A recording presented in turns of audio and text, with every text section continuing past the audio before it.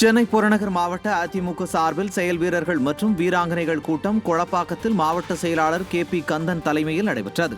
இதில் கழக அமைப்பு செயலாளரும் முன்னாள் அமைச்சருமான C. விஜயபாஸ்கர் கலந்து கொண்டு அதிமுக நிர்வாகிகள் எப்படி செயல்பட வேண்டும் என்பது குறித்து ஆலோசனை வழங்கி கழக நிர்வாகிகளுக்கு உறுப்பினர் உரிமை சீட்டை வழங்கினார்.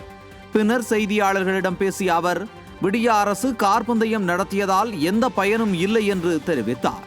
பாலியல் தொல்லை தமிழ்நாட்டில் அதிகமாக இருக்குது. மது போதையில் பாதிக்கப்படுவது அதிகமாக இருக்குது. கள்ளசாராய விற்பனை அதிகமாக இருக்குது. தொடர்ந்து சட்டம் ஒழுங்கு சீர்குலைவு இருக்குது. இதையெல்லாம் எதிர்க்கட்சியாக இருக்க அதிமுக குரல் கொடுத்து கொண்டிருக்கிறது. ஊடகத்துறையான நீங்களும் கேள்வி எழுப்புறீங்க. ஆனால் இது நிம்மதி வந்த பாடில்லை. 26 ஆட்சி மாற்றம் தான் இதற்கு ஒரே தீர்வு.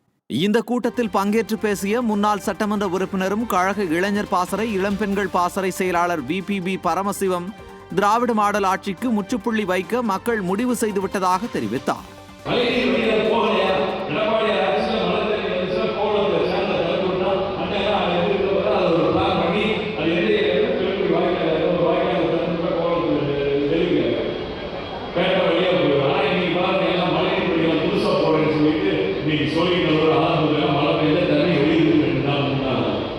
இந்த நிகழ்வில் பேசிய சென்னை புறநகர் மாவட்ட செயலாளர் KP கந்தன், எதிர்வரும் சட்டமன்ற தேர்தலில் அதிமுக மாபெரும் வெற்றி பெற்று மீண்டும் கழக பொதுச் செயலாளர் தலைமையில் ஆட்சி அமைக்கும் என்று தெரிவித்தார்.